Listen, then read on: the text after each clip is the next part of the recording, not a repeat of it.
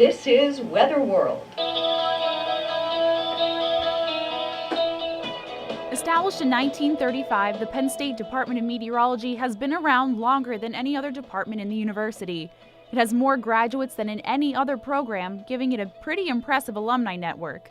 The department may be old, but a lot of its facilities have gotten updates in the last few years. Kind of cool thing that happened 6 years ago was that the weather station was renovated.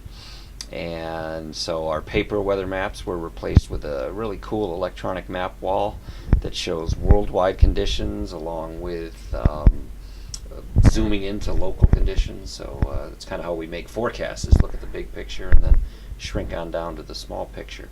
A few years later, after it was renovated, Joel Myers donated some money to keep it maintained, and so now it's been renamed the Joel N. Myers Weather Center.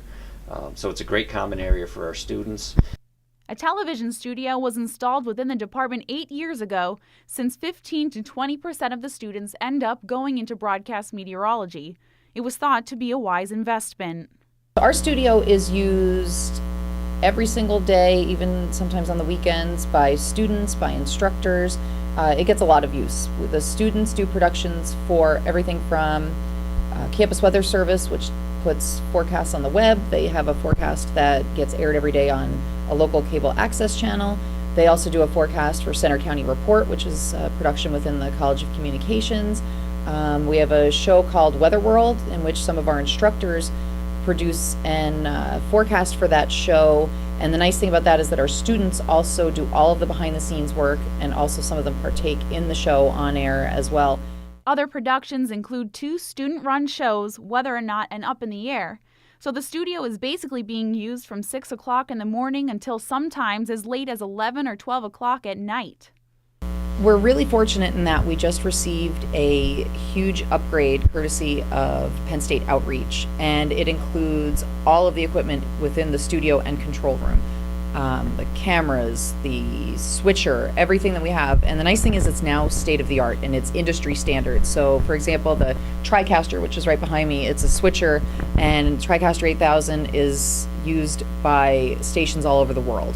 And so if a student learns how to use this here, they're going to be all set once they get out into the real world. Hey, Mike, Fred, and Q Fred. Eliminate waffle word. So let's see what we. Well, with the rapid change in technology, things like this tend to get outdated pretty quickly. But for the Walker Studio, big changes are on the way.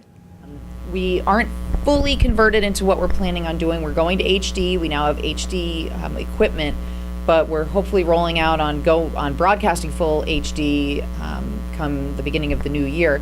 And with that, that means we're going to demolish our set, and we're going to paint all the walls green, and we're going to a new virtual world. And this way, every production that is done here within our department will have a different look. From research to television to forecasting, and we kind of cover it all, which makes us pretty unique among other departments. The department is excited to move into the 21st century and is looking forward to everything being finished. Reporting in University Park, I'm Jillian Bohenick.